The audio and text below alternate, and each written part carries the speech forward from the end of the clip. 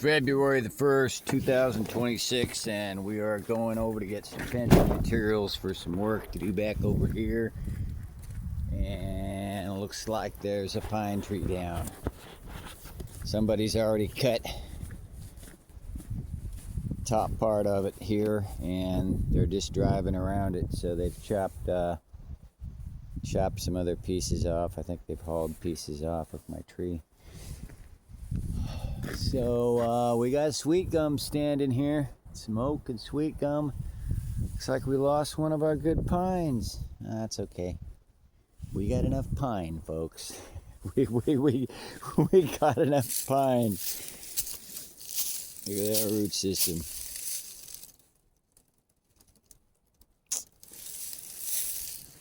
All right, I ain't firing up no chainsaw today, folks.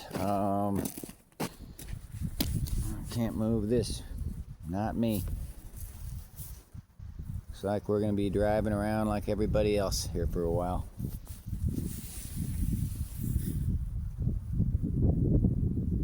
Looks like maybe that's where they brought the top of the tree there. I'll chop that up and bring that over to the goats.